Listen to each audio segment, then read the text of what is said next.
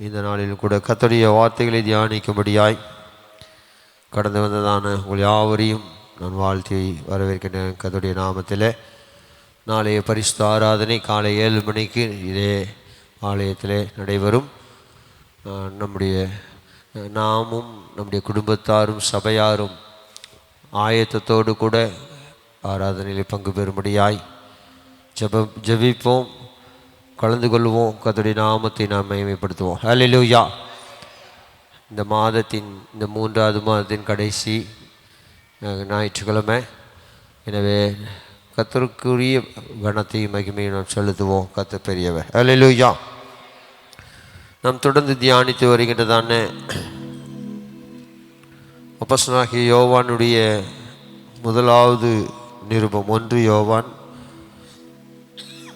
4வது அதிகாரத்தில் 3 வசனங்களை நிறைவு செய்திருக்கின்றோம். இன்றைக்கு 4வது வசனத்தில் நாம் தியானிக்க இருக்கின்றோம். ஹல்லேலூயா. வாசிக்கலாம். நீங்கள் தேவனால் உண்டாயிருந்து அவர்களை ஜெயித்தீர்கள், ஏனெனில் உலகத்தில் இருக்கிறவனிலும் உங்களில் இருக்கிறவர் பெரியவர். ஆமென். ஹல்லேலூயா. அப்போஸ்தலனாகிய யோவான் இந்த 4வது வசனத்தில் தேவனால் உண்டானவன் என்பதை குறித்தும் ஜெயத்தை குறித்தும் பெரியவர் யார் என்பதை குறித்தும் குறிப்பிடுகின்றதை இந்த வசனத்தில் நாம் பார்க்கின்றோம். ஹல்லேலூயா. பார்க்கின்றோம். தன்னுடைய ஆவிக்குரிய பிள்ளைகளாய் பாவித்து அவர்களுக்கு பரிசுத்த ஆவியின் நிறைவினாலே எழுதினதான இந்த நிருபத்தில் இந்த வசனத்தில் குறிப்பாய் அவர் குறிப்பிடுகின்றார், பிள்ளைகளே. யாரு? பிள்ளைகளே. ஹல்லேலூயா. ஆவிக்குரிய ஜீவியத்தில் உங்கள் மூலமாய் அல்லது உங்களால் வழிநடத்தப்பட்டு சபைக்கு அல்லது கர்த்தரை பின்பற்றுகின்ற யாராக இருந்தாலும் அவர்கள் உங்களுக்கு யார்? பிள்ளைகள். எல்லாம் மறந்துடக்கூடாது. இப்போ நீங்கள் ரட்சிக்கப்பட்டு சபையில் சேர்க்கப்பட்டிருக்கிறீங்க. உங்கள் மூலமாக நீங்கள் ஆண்டவருடைய நாமத்தை சொல்லி ஒருவரையோ அல்லது பலரையோ நீங்கள் கர்த்தருக்குள்ளே வழிநடத்திட்டீங்க அப்படின்னா அவர்கள் உங்களுக்கு எப்படிப்பட்ட ஸ்தானத்தில் இருக்கிறாங்கன்னா பிள்ளைகள். ஹல்லேலூயா. ஹல்லேலூயா. ரட்சிக்கப்பட்டு சபையில் சேர்த்து விட்டதோடு என்னுடைய டியூட்டி முடிஞ்சிருச்சுன்னு இல்லாமல், அதனால தான் பார்க்கணும், நீ ஆயத்தப்படு, அடுத்து என்ன செய்ய, ஆயத்தப்படுத்து, உன்னுடனே கூடின எல்லாருக்கும் எப்படி ஆயிரு, காவலாளனாய் இரு என்று கர்த்தருடைய வார்த்தைகள் சொல்லப்பட்டிருக்கிறது. ஹல்லேலூயா. இங்கேயும் நல்ல ஒரு அருமையான உரிமையான, அருமை என்று சொல்கிறத காட்டிலும் உரிமையான ஒரு வார்த்தையை அப்போஸ்தலனாகிய யோவான் இங்கு பயன்படுத்துகின்றார். பிள்ளைகளே என்று சொல்லிட்டு, நீங்கள் தேவனால் உண்டாயிருந்து. ஹல்லேலூயா. யாரால் உண்டாயிருந்து? தேவனால் உண்டாயிருந்து அவர்களை என்ன செய்தீர்கள்? ஜெயித்தீர்கள். ஹல்லேலூயா. பிள்ளைகள் என்றால் இன்னொரு பதம் என்ன சொல்லலாம் தமிழில்? பிள்ளைகளுக்கு அடுத்து பிள்ளைகள் என்ற வார்த்தைக்கு இன்னொரு பதம் என்ன சொல்லலாம்? புத்திரன் அல்லது மகன் மகள் என்று அது வந்து தனியாக பிரித்து வரும். புத்திரன். ஹல்லேலூயா என்று சொல்லலாமா? ஹல்லேலூயா. நீங்கள் வேதத்தில் நீங்கள் பார்த்தீங்கன்னா எல்லா பிள்ளையும், நம்ம இப்போ தமிழ்நாட்டில் ஒரு பிரச்சனை ஓடிக்கிட்டு இருக்கு. தமிழ்நாட்டின் முதல்வரை அப்பான்னு சில பிள்ளைகள் சொல்லுச்சுன்னு ஆளுங்கட்சி போட, எதிர்கட்சிகள் அதை கமெண்ட் அடித்து நேற்று தினம் வரைக்கும் இன்றைக்கி அதுதான் சில வாரங்களாக ஓடிக்கிட்டு இருக்கு. ஹல்லேலூயா. தேவனுடைய பிள்ளைகளே, அப்பான்னு யார் தந்தையை கூப்பிடும்னா உரிமை உள்ள பிள்ளைகள் தான் ஆண்டவரை என்ன செய்யும்? அப்பான்னு கூப்பிடும். ஹல்லேலூயா. பெரிய ஒரு ஊழியக்காரர் தமிழ்நாட்டில் சென்னையில் இருந்து தமிழ்நாட்டின் எல்லா மாவட்டங்களிலும் ஊழியர்கள் கூட்டங்களை ஒரு 20-30 ஆண்டுகளுக்கு முன்பாக ஆரம்பித்து நல்ல முறையில் ஊழியம் செய்ததான ஒரு ஊழியக்காரர். அவர் செல்லமாக கூப்பிடுவார். ஆண்டவருக்கு ஒவ்வொருத்தரும் ஒவ்வொரு, நம்ம சபையிலேயே ஆண்டவரை செல்லமாக சொல்லுகின்றவர்கள் உண்டு. என்னிடத்திலே நான் பாஸ்டர் அப்படி தான் ஆண்டவர்கிட்ட நான் ஜெபம் பண்ணுவேன், இந்த பெயரை சொல்லி தான். அவர் சொல்லுவார், தாடிக்காரர். என்னது? தாடிக்காரரே அப்படின்னு. ஹல்லேலூயா. தேவனுடைய பிள்ளைகளே, இங்கு பார்க்கின்ற பிள்ளை என்ற மகன் என்றதான உறவு அது ரொம்ப ரொம்ப முக்கியம் வாய்ந்ததான ஒரு உறவு. ஹல்லேலூயா. நீங்கள் வேதத்தில் நீங்கள் எடுத்துக்கொள்வீர்கள் என்றால் ரோமர்கள் நிருபத்தில் 8வது அதிகாரம் 15 மற்றும் 16வது வசனத்தை வாசிக்கலாம். ரோமர் 8:15-16. திரும்பவும் பயப்படுகிறதற்கு நீங்கள் அடிமைத்தனத்தின் ஆவியை பெறாமல் அப்பா பிதாவே என்று கூப்பிட பண்ணுகிற புத்திர சுவிகாரத்தின் ஆவியை பெற்றீர்கள். நாம் தேவனுடைய பிள்ளைகளாய் இருக்கிறோம் என்று ஆவியானவர் தாமே நம்முடைய ஆவியுடனே கூட சாட்சி கொடுக்கிறார். ஆமென். பயப்படுகிறதுக்கு அடிமைத்தனத்தின் ஆவியை நீங்கள் பெறல. அப்படி பெறாமல் அப்பா பிதாவே என்று கூப்பிட பண்ணுகிற புத்திர சுவிகாரத்தின் ஆவியை நீங்கள் பெற்றிருக்கிறீங்க. ஆண்டவர் எப்படி கூப்பிடும்படியாய்? அப்பா பிதாவே என்று. இன்னைக்கு பாட்டில் கூட நம்ம 3வது பாட்டில் அப்பா உமக்கு நன்றி என்று பாடினோம். அல்லேலூயா. அப்போ பார்க்கின்றோம், புத்திர சுவிகாரத்தை நாம் பெற்றிருக்கிறோம். எப்படின்னா, மகன் தந்தை உறவில் அப்பா பிதாவே என்று கூப்பிட பண்ணுகிற புத்திர சுவிகாரத்தின் ஆவியை நீங்கள் என்ன செய்திருக்கிறீர்கள்? பெற்றீர்கள். நாம் தேவனுடைய பிள்ளைகளாய் இருக்கிறோம் என்று ஆவியானவர் தாமே நம்முடைய ஆவியுடனே கூட என்ன செய்கிறார்? அல்லேலூயா, சாட்சி கொடுக்கிறார்.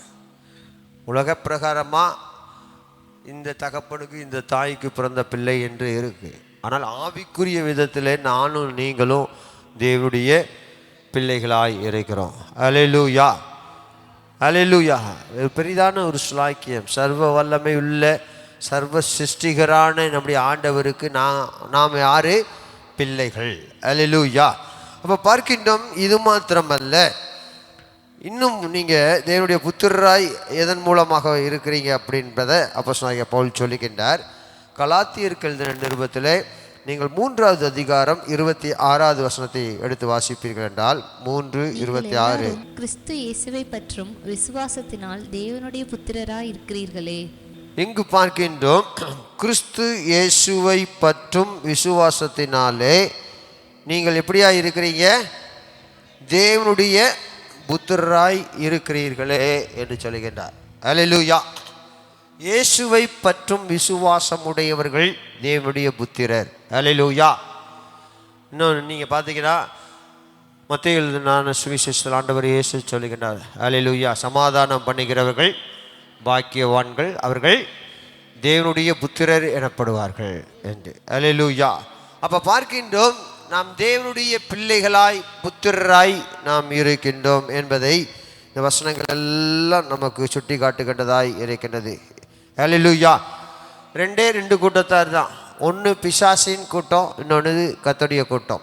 ஒன்று தேவனுடைய பிள்ளைகளாக இருக்கணும், அதில் குவாலிஃபைடாக இல்லாட்டினா எந்த பிள்ளைகளாக தான் இருக்க முடியும்?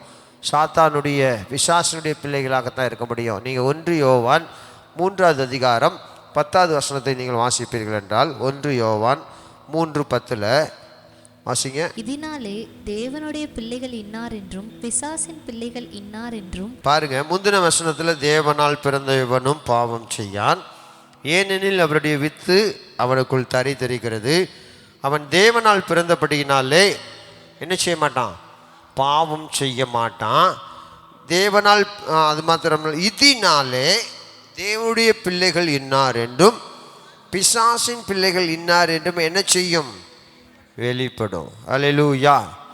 பார்க்கின்ற இந்த காரியங்களினாலே யார் கர்த்தருடைய பிள்ளை, கர்த்தருடைய புத்திரர் என்பதும், பிசாசினுடைய பிள்ளைகள் யாரு, அவனுக்குரியவர்கள் யாரு என்பதும் வெளிப்படும் என்பதாக இங்கு சொல்லப்பட்டிருக்கிறதை குறித்து பார்க்கின்றோம். அல்லேலூயா. அப்போ பார்க்கின்றோம், அதைத்தான் அப்போஸ்தலனாகிய யோவான் இந்த 4வது வசனத்தில், பிள்ளைகளே நீங்கள் தேவனால் உண்டாயிருந்து, அடுத்து பார்க்கின்றோம், அவர்களை என்ன செய்தீர்கள்?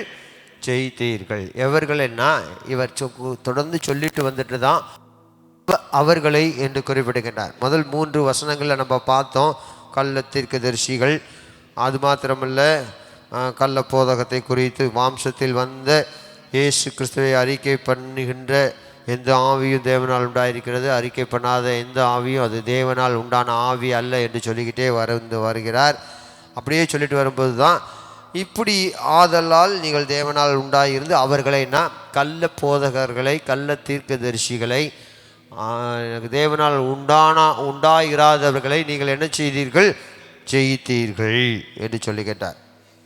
ஒன்று புரிஞ்சுக்கங்க, இயேசு கிறிஸ்து இந்த பூமிக்கு வந்ததுன்னு நோக்கம், பல நோக்கம். நீங்கள் பார்த்தீங்கன்னா ஒரு குழந்தை பிறக்குதுன்னா அது வாழும்படியாகத்தான் பிறக்குது. ஆனால் மரிக்கும்படியாக, மரணத்தை சந்திக்கும்படியாகவே பிறந்த ஒருவர் உண்டானால் அது ஆண்டவர்.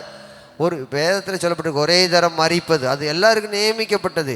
ஆனால் தேவனுடைய ஒரே பேரான குமாரனாகிய இயேசுவை பூமிக்கு அனுப்புனது முக்கிய நோக்கம், நீ ஜனங்களின் சர்வலோகத்தின் பாவங்களுக்காக மரித்து அடக்கம் பண்ணப்படணும், உயிர் தள்ளணும் என்பது தேவனுடைய திட்டம். அப்போ பார்க்கின்றோம், அவர் இந்த பூமியிலே வந்தது மாத்திரமல்ல, அவர் மரணத்தை ஜெயித்தார். அது மாத்திரமல்ல, பாதாளத்தை ஜெயித்தார். அல்லேலூயா. இந்த உலகத்தை அவர் என்ன செய்தார்? ஜெயித்தார். அல்லேலூயா. அப்போ பார்க்கின்றோம், நானும் நீங்களும் ஜெயமுள்ள வெற்றி வாழ்க்கை வாழணும். அல்லேலூயா.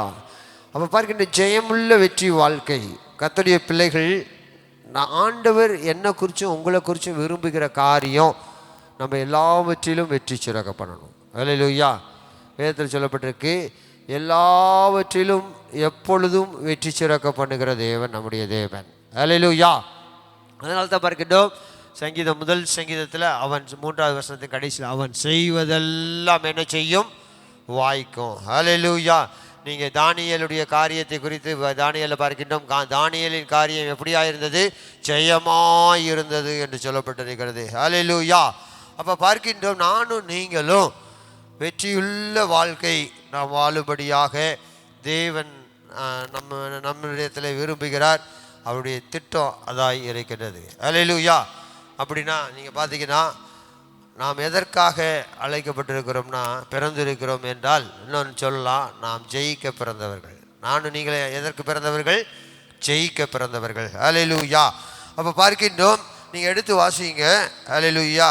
இங்கு அப்போஸ்தலனாகிய யோவான் குறிப்பிடுகிற அவர்களை ஜெயித்தீர்கள். அப்போ நானும் நீங்களும், அல்லேலூயா, இன்றைக்கு சத்துருவின் சகல வல்லமைகளையும் மேற்கொள்ளணும். மேற்கொள்ளுதல் என்பது ஜெயத்தை குறிக்கின்றதாக இருக்கிறது. அல்லேலூயா. அப்போ பார்க்கின்றோம், அவர் ஒரு வசனத்தை எடுத்து வாசியுங்கள். 1 யோவான் 2வது அதிகாரம் 13வது வசனத்தில் நீங்கள் பார்ப்பீர்கள் என்றால், அல்லேலூயா, பிதாக்களே, ஆதி முதலில் இருக்கிறவரை நீங்கள் அறிந்திருக்கிறதினால் உங்களுக்கு எழுதுகிறேன். வாலிபரே, பொல்லாங்கனை நீங்கள் ஜெயித்ததினால். இங்கு பார்க்கின்றோம், வாலிபரே, பொல்லாங்கனை நீங்கள் ஜெயித்ததினால் உங்களுக்கு என்ன செய்கின்றேன்? எழுதுகிறேன் சொல்றாரு. அல்லேலூயா. பொல்லாங்கன் யாரு? சத்துரு தான், பிசாசு தான். இங்கே பார்க்கின்ற வாலிபரே, நீங்கள் பொல்லாங்கனை ஜெயித்ததினால உங்களுக்கு நான் என்ன செய்கிறேன்? ஜெயம் பெற்றவர்களுக்கு எழுதுகிறது. அப்படியானால் அல்லேலூயா. பார்க்கின்றோம், பொல்லாங்கன் என்று சொல்லப்பட்டிருக்கின்றது. நாம் எங்கே இருக்கிறோம்னா, இந்த பூமியில் தான் இருக்கிறோம். உலகம் பொல்லாங்கனுக்குள் இருக்கிறது. உலகம் எதுக்குள்ளே இருக்கு? பொல்லாங்கனுக்குள்ளே இருக்கிறது. அப்போ நானும் நீங்களும் உலகத்தை ஜெயிக்கணும். அல்லேலூயா. எதை ஜெயிக்கணும்? உலகத்தை. உலகத்துக்கு ஒத்த போக்கில் போகக்கூடாது. ரோமர்கள் 2:20 அப்போஸ்தலனாகிய பவுல் அதைத்தான் சொல்கிறார், நீங்கள் உலகத்துக்கு ஒத்த வேஷம் தெரியாமல் என்று சொல்கிறாரு. உலகத்தின் போக்கில் நம்ம நடக்கக்கூடாது. அந்த போக்கில், அந்த பாரம்பரியங்களில், அந்த சடங்காச்சாரங்களில் என்ன செஞ்சிடக்கூடாது? சிக்கிடக்கூடாது. அல்லேலூயா. சத்தமாக சொல்லுங்க, அல்லேலூயா. அல்லேலூயா. உலகத்தில் இருந்து தேவன் என்னையும் உங்களை என்ன செய்திருக்கிறார்? பிரித்தெடுத்திருக்கிறார். உலகத்தை ஜெயிக்கும்படியாய் நானும் நீங்கள் என்ன செய்யப்பட்டிருக்கிறோம்? அழைக்கப்பட்டிருக்கிறோம். அல்லேலூயா. அல்லேலூயா. அப்போ பார்க்கின்றோம், உலகத்தை நாம் ஜெயிக்கணும். அல்லேலூயா.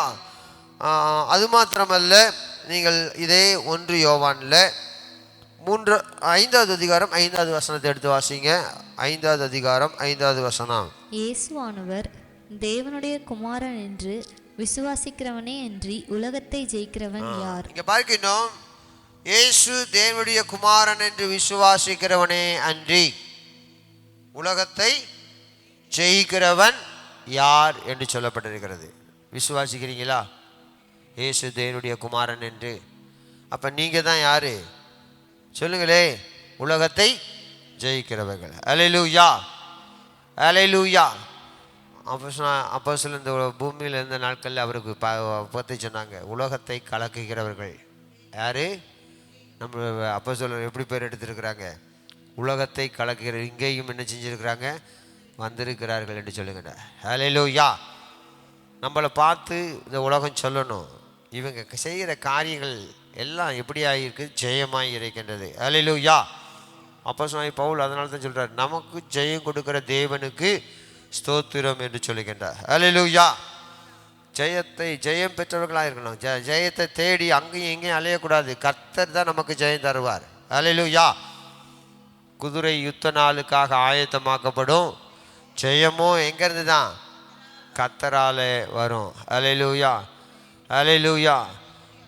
எந்த திசையில் இருந்தும், வனாந்தர திசையில் இருந்தும் உங்களுக்கு ஜெயம் வராது. ஹல்லேலூயா. உங்களுக்கு ஜெயத்தை தருகிறவர் யார்? ஆண்டவர் ஒருவர் மாத்திரம்தான். ஹல்லேலூயா. அப்போ பார்க்கின்றோம் இந்த வசனத்திலே நாம் பார்த்தது போல, இயேசு தேவனுடைய குமாரன் என்று விசுவாசிக்கிறவனை அன்றி உலகத்தை ஜெயிக்கிறவன் யார் என்று சொல்லப்பட்டிருக்கிறது. ஹல்லேலூயா. ஒருவேளை இதுவரைக்கும் தோல்விகள், ஏமாற்றங்கள், இழப்புகள் நீங்கள் பார்த்துருக்கலாம், சந்திச்சிருக்கலாம். என்னுடைய வாழ்க்கை இப்படி தான் அப்படின்னு நினைத்திருக்கலாம். ஆனால் நீங்கள் அறிக்கை பண்ணுங்க, ஹல்லேலூயா, ஜெய கிறிஸ்துவை, வெற்றி சிறந்தவரை நான் ஆராதிக்கின்றேன். நான் ஜெயிக்க பிறந்தவன். இந்த உலகத்தை ஜெயிப்பேன் நான் அவருடைய நாமத்தினால, அவரை பற்றும் விசுவாசத்தினால. ஹல்லேலூயா என்று நானும் நீங்கள் என்ன செய்யணும்? அறிக்கையிடணும். ஹல்லேலூயா. இப்போ ஜெயித்தா என்ன கொடுப்பாங்க? தோல்த்தவங்களுக்கு பரிசு கொடுப்பாங்களா? ஜெயித்தவங்களுக்கு பரிசு கொடுப்பாங்களா? அப்படியே அமைதியாக இருக்கிறீங்க. ஹல்லேலூயா. யார் பரிசை பெற்றுக்கொள்வா? ஜெயம் பெறுகிறவர்களுக்கு தான் என்ன உண்டு? பரிசு உண்டு. நீங்கள் வெளிப்படுத்தின விசேஷத்தில் 21வது அதிகாரம் 7வது வசனத்தை நீங்கள் வாசிப்பீர்கள் என்றால், 21:7, ஜெயம் கொள்ளுகிறவன் எல்லாவற்றையும் சுதந்திரித்துக் கொள்ளுவான். நான் அவன் தேவனாயிருப்பேன், அவன் என். ஆண்டவர் சொல்றாரு, நீ ஜெயிக்கிறீல்ல, உன்னை நான் சொல்லி பெருமைப்படலாம். உன்னுடைய அவன் தேவன் நான். ஹல்லேலூயா. அவன் என்னுடைய குமாரன் என்று சொல்லுகின்றார். ஹல்லேலூயா. ஜெயம் கொள்ளுகிறவன் எல்லாவற்றையும் என்ன செய்வான்? சுதந்திரித்துக் கொள்ளுவான். ஹல்லேலூயா. ஹல்லேலூயா. நானும் நீங்களும் எல்லாவற்றையும் என்ன செய்யணும்? சுதந்திரித்துக் கொள்ளணும். எல்லாம் நம்முடையதாகணும். ஹல்லேலூயா. எல்லாவற்றையும்னா ஆண்டவர் நமக்கென்று ஆயத்தம் பண்ணின எல்லா ஆசீர்வாதங்களையும் நாம் சுதந்திரித்துக் கொள்ளணும். ஹல்லேலூயா. வேதத்தில் பார்க்கின்றோம், தகப்பனுடைய ஆஸ்தி பிள்ளைக்கு ஆட்டோமேட்டிக்காக வருது, இல்லை என்று சொல்ல. நீங்கள் நீதிமொழிகளில் வீடும் ஆஸ்தியும் பிதாக்கள் வைக்கும் சுதந்திரம் என்று சொல்லப்பட்டிருக்கு. ஹல்லேலூயா. தகப்பனுடைய ஆஸ்திகள் அது தனி. நீங்கள் ஆதியாகமத்தில் ஒரு காரியத்தை நீங்கள் எடுத்து வாசித்து பார்ப்பீர்கள் என்றால், பார்க்கின்றோம் 24வது அதிகாரத்துக்கு நேராக திருப்பிக் கொள்ளுங்கள். ஆதியாகமம் 24வது அதிகாரத்தில் ஹல்லேலூயா 36வது வசனம் வாசிங்க. என் எஜமானுடைய மனைவியாகிய சாராள் முதிர்வயதான போது என் எஜமானுக்கு ஒரு குமாரனை பெற்றாள். அவர் தமக்கு உண்டான யாவையும் அவனுக்கு கொடுத்திருக்கிறார். இங்கு ஆபிரகாமின் மூத்த ஊழியக்காரனாகிய எலியேசர் சொன்ன காரியம்தான் இது. அவர் சொல்றாரு, என் எஜமானனுக்கு ஒரு குமாரனை யாரு? அவருடைய மனைவியாகிய சாராள் பெற்றார். அந்த குமாரன் பேர் என்னது? ஈசாக்கு. இந்த வசனத்தின் கடைசியில் பார்க்கிறோம், அவர் தமக்கு யாரு? ஆபிரகாம் தமக்கு உண்டான யாவையும் ஈசாக்குக்கு என்ன செய்திருக்கிறார்? கொடுத்திருக்கிறார். ஹல்லேலூயா. ஹல்லேலூயா. அப்போ பார்க்கின்றோம், தகப்பனுடைய காரியங்கள், ஆஸ்திகள் எல்லாமே யாருக்கு போகுதுன்னா பிள்ளைக்கு போகுது. அப்போ பார்க்கின்றோம், நாம் ஜெயம் கொள்ளுகிறவர்களாக இருக்கும்போது எல்லாவற்றையும், கர்த்தருடைய ஆசீர்வாதங்கள் எல்லாவற்றையும் நாம் என்ன செய்கிறோம்னா சுதந்திரித்துக் கொள்கின்றோம். ஹல்லேலூயா. ஜெயம் கொள்ளுகிறவன் எல்லாவற்றையும் என்ன செய்து கொள்ளுவான்? சுதந்திரித்துக் கொள்ளுவான். நான் அவனுக்கு தேவனாய் இருப்பேன், அவன் எனக்கு குமாரனாய் இருப்பான். ஹல்லேலூயா. இவ்வளோ காரியங்களை சொல்லிட்டு தான் அடுத்து சொல்லுகின்றார். இந்த வசனத்தில் என்ன சொல்லுகின்றார்? வாசிங்க. 1 யோவான் 4:4 எடுத்து வாசிக்கலாம். பிள்ளை என்ன சொல்லுகின்றார்? உலகத்தில் இருக்கிறவனிலும் ஹல்லேலூயா உங்களில் இருக்கிறவர். ஹல்லேலூயா. இந்த ஜெயம் நீங்கள் இந்த வசனத்தில் நடுப்பகுதி இப்போ பார்த்தோம். அவர்களை ஜெயித்தீர்கள். நீங்கள் தேவனால் உண்டாயிருந்த அவர்களை என்ன செய்தீர்கள்? ஜெயித்தீர்கள். காரணத்தையும் அப்போஸ்தலனாகிய யோவான் இந்த வசனத்தில் குறிப்பிட்டார். ஏனெனில் வருதா? ஏனெனில் உங்களுக்கு ஜெயத்தை கொடுத்தது யார்? இந்த ஜெயத்துக்கு பின்னாடி யார் இருக்கிறா? நீங்கள் பொதுவாக நீங்கள் பார்த்தீங்கன்னா ஒரு வெற்றியுள்ள கணவனுக்கு பின்னாடி யார் இருப்பான்னு உலகத்தார் சொல்கிறாங்க? மனைவி இருப்பாங்க. ஹல்லேலூயா, ஹல்லேலூயா. ஆனால் இங்கு நீங்கள் உலகத்தை ஜெயித்தீர்கள் தேவனால் உண்டாயிருந்து சொல்லிட்டு, ஏன் என்றால் காரணம் என்னன்னா, இந்த உலகத்தில் இருக்கிறவரிலும் உங்களில் இருக்கிறவர் பெரியவர். ஹல்லேலூயா. பெரியவர் உங்களுக்குள்ளே இருக்கிறதுனால நீங்கள் என்ன செய்கிறீங்கன்னா ஜெயம் பெறுகிறீர்கள். ஹல்லேலூயா.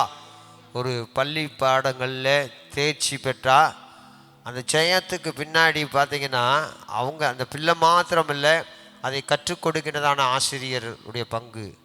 டியூஷனில் போய் படிக்கிறாங்க, ஸ்கூலில் படிக்கிறாங்க. ஹல்லேலூயா. பார்க்கணும் பின்னாடி அந்த பங்கு. நீங்கள் பார்த்தீங்கன்னா நல்ல ரிசல்ட் வாங்குகின்ற ஸ்கூலுக்கு போய் என்ன செய்வாங்கன்னா பிள்ளைகளை பெற்றோர்கள் சேர்க்க போட்டி போடுவாங்க. ஹல்லேலூயா. காரணம் என்னன்னா அதுக்கு பின்னாடி உந்துதலாக இருக்கிறவர்கள் இருக்கிறாங்க அந்த வெற்றிக்கு. இங்கே இந்த ஜெயத்துக்கு பின்னாடி பார்க்கிறோம் யாரு அப்படின்னா ஆண்டவர். அதைத்தான் அப்போஸ்தலனாகிய யோவான் குறிப்பிடுகிறார். பார்க்கின்றோம், ஏனெனில் உலகத்தில் இருக்கிறவனிலும் உங்களில் இருக்கிறவர் பெரியவர். ஹல்லேலூயா. அவர் எப்படிவர்? பெரியவர். அதனால தான் நீங்கள் ஜெயம் பெறுறீங்க. ஹல்லேலூயா. நான் சொன்னது போல் ஜெயம் பெற்றுகிறவன் எல்லாவற்றையும் சுதந்திரித்து கொள்ளுவான் அப்படின்னா ஒரு வெகுமதியை ஜெயம் பெற்றவனுக்கு கர்த்தர் வைத்திருக்கின்றார். நீங்கள் வேதத்தில் நீங்கள் வெளிப்படுத்தின விசேஷத்தில் 2வது மற்றும் 3வது அதிகாரங்களை நீங்கள் வாசித்து பார்க்கும்போது ஆவியானவர் சபைகளுக்கு பல சத்தியங்களை குறிப்பிடுகின்றார். அது இந்த சபைகளில் இருக்கின்றதான நிறைவை பாராட்டுகின்றார், குறைவுகளை சுட்டி காட்டுகின்றார், செய்ய வேண்டிய காரியங்களை குறிப்பிடுகின்றார். அப்போ நீங்கள் பார்த்தீங்கன்னா ஒவ்வொரு சபையின் முடிவிலையும் நீங்கள் வரும்போது முதலாவது அவர் சொல்கிறாரு, ஹல்லேலூயா, எதை தொடக்கூடாது எதை புசிக்கக்கூடாது என்று சொன்னாரோ அந்த மரத்தின் கனியை, ஜீவ விருட்சத்தின் கனியை நீங்கள் என்ன செய்யலாம்? ஜெயம் கொள்ளுகிறவன் புசிப்பான் என்று சொல்லுகின்றார். ஹல்லேலூயா. தொடர்ந்து நீங்கள் பார்த்தீங்கன்னா ஒரு புதிய நாமத்தை கர்த்தர் நமக்கு கட்டளையிடுகின்றார். நீங்கள் வெளிப்படுத்தின விசேஷம் 2வது அதிகாரம் 17வது வசனத்தில் நீங்கள் எடுத்து வாசிப்பீர்கள் என்றால் வெளிப்படுத்தின விசேஷம் 2:17 எடுங்க. இயேசுவானவர் சபைகளுக்கு சொல்லுகிறதை காதுள்ளவன் கேட்க கொடவன். ஜெயம் கொள்ளுகிறவனுக்கு நான் மறைவான மன்னாவை புசிக்க கொடுத்து. இங்கே பார்க்கணும், ஜெயம் கொள்ளுகிறவனுக்கு பார்க்கின்றோம். அது மாத்திரமல்ல, புதிய நாமத்தை என்ன செய்கின்றாராம்? கொடுப்பார். ஆண்டவர் ஜெயம் கொள்ளுகிறவன் என்ன கொடுக்குறாரு? புதிய நாமத்தை. அடுத்து அதிகாரம் கொடுக்கின்றார். 2வது அதே அதிகாரத்தில் 26வது வசனத்தை வாசிங்க. ஜெயம் கொண்டு முடிவு பரியந்தம் என் கிரியைகளை கைக்கொள்கிறவன் எவனோ அவனுக்கு நான் என் பிதாவின் இடத்தில் அதிகாரம் பெற்றது போல ஜாதிகள் மேல் அதிகாரம் கொடுப்பேன். இங்கு பார்க்கின்றோம், ஜாதிகள் மேல் ஜெயம் கொள்ளுகிறவனுக்கு என்ன கொடுக்கிறாரு? அதிகாரம் கொடுக்கின்றார். ஹல்லேலூயா. பொதுவாக ஊழியக்காரர்கள் என்ன கலர் ட்ரெஸ்ஸு போடுறாங்க? வெண் வஸ்திரம் போடுறாங்க. வெண் வஸ்திரம் போடுற எல்லாரும் பரலோகம் போயிட முடியுமா? வேதத்தில் அதுக்கு எடுத்துக்காட்டு எதுவும் இருக்கா? இல்லை. ஹல்லேலூயா. ஆனால் இங்கே வெண் வஸ்திரம் எங்கே கொடுக்குறாருன்னா பரலோகத்தில். யாருக்கு கொடுக்குறாருன்னா ஜெயம் கொள்ளுகிறவனுக்கு. என்ன வஸ்திரம்? வெண் வஸ்திரம். 3வது அதிகாரம் 5வது வசனம் நீங்கள் எடுத்து வாசிங்க. ஜெயம் கொள்கிறவன் எவனோ அவனுக்கு என்ன செய்யும்? வெண் வஸ்திரம். நிறைய காரியங்கள் இருக்குது. நான் ஒவ்வொன்றும் அந்த ஒவ்வொரு காரியம் ஜெயம் கொள்கிறவன் என்று சொல்லி அநேக காரியங்கள் அடங்கியிருக்கு. 1-2 மட்டும் நான் சொல்லுகின்றேன். ஹல்லேலூயா. அடுத்து இதே அதிகாரத்தில் 12வது வசனத்தில் ஜெயம் கொள்கிறவன் எவனோ அவனை என் தேவனுடைய ஆலயத்தில் என்ன ஆக்குவேன்? தூணாக்குவேன் என்று சொல்லுகின்றார். அதே அதிகாரத்தில் 21வது வசனத்தை நீங்கள் பார்த்தீங்கன்னா நான் ஜெயம் கொண்டு என் பிதாவினுடைய சிங்காசனத்திலே அவரோடே கூட உட்கார்ந்தது போல ஜெயம் கொள்கிறவன் எவனோ அவனும் என்னுடைய சிங்காசனத்தில் என்னோட கூட உட்காரும்படிக்கு என்ன செய்வேன். இயேசுவோட உட்கார ஆசை இருக்கா? அல்லேலூயா. இயேசுவோடு கூட அதுலேயும் அவருடைய சிங்காசனத்தில் உட்காரணும்னா நானும் நீங்கள் எப்படிப்பட்டவர்களாக இருக்கணும்னா ஜெயம் கொள்கிறவர்களாக இருக்கணும். அல்லேலூயா. எனவே தான் அப்போஸ்தலன் இந்த வசனத்தில் 4வது அதிகாரம் 4வது வசனத்தில் அவர் குறிப்பிடுகின்றார், பிள்ளைகளே நீங்கள் தேவனால் உண்டாயிருந்து அவர்களை ஜெயித்தீர்கள், ஏனெனில் உலகத்தில் இருக்கிறவனிலும் உங்களில் இருக்கிறவர் எப்படிப்பட்டவர்? பெரியவர். கண்களை மூடி கர்த்தரை நோக்கி பார்க்கலாமா? ஹல்லேலூயா, ஹல்லேலூயா. எங்கள் நல்ல தகப்பனே, நன்றியோடு துதிக்கிறோம், ஸ்தோத்திரிக்கிறோம். இந்த நாளிலும் கூட ஆண்டவரே, அப்பா பிதாவே என்று கூப்பிட பண்ணுகிற புத்திர சுவிகாரத்தின் ஆவிய நீர் எங்களுக்கு நீங்கள் தந்திருக்கிறீங்க. ஆண்டவரே, நாங்கள் தேவனால் உண்டாயிருந்து ஆண்டவரே என்று நாங்கள் பார்த்தோம். ஆண்டவரே, உம்முடைய நாமத்தை அறிக்கை பண்ணுகிறவர்களாய் நாங்கள் இருக்கிறோம். ஆண்டவரே, இந்த உலகத்தை ஜெயிக்கும்படியாய் கர்த்தர் எங்களை அழைத்திருக்கிறீங்க. ஆண்டவரே, பொல்லாங்கனை ஜெயிக்கும்படியாய் எங்களை நீங்கள் ஏற்படுத்தி இருக்கிறீங்க. ஏனெனில் எங்களுக்குள் இருக்கிறவர் நீர் பெரியவராய் இருக்கிறதுக்காக நன்றி சொல்லுகின்றோம். பெரியவர் தொடர்ந்து எங்களில் பெரிய காரியங்களை செய்து நம்முடைய நாமத்தை மேன்மைப்படுத்தும்படியாய் ஜெபிக்கிறோம். நம்முடைய பிள்ளைகளை ஒவ்வொருவரையும் கர்த்தர் ஆசீர்வதித்து அனுப்புங்க. தொடர்ந்து நம்முடைய கிருபையும் நன்மையும் நம்முடைய பிள்ளைகளை தொடரட்டும். இயேசுவின் உன்னத நாமத்தில் ஜெபிக்கிறோம் நல்ல பிதாவே, ஆமென். என் ஆத்துமாவே கர்த்தரை ஸ்தோத்திரி, என் முழுவலுமே அப்படி பரிசுத்த நாமத்தை ஸ்தோத்திரி. என் ஆத்துமாவே கர்த்தரை ஸ்தோத்திரி, அவர் செய்த சகல உபகாரங்களையும் மறவாதே. ஆமென். ஹல்லேலூயா, ஹல்லேலூயா, ஹல்லேலூயா. அந்த யாவருக்கு இயேசுவின் நாமத்தினால் வாழ்த்துக்களை நன்றி தெரிவித்துக் கொள்கிறேன். ஆமென்.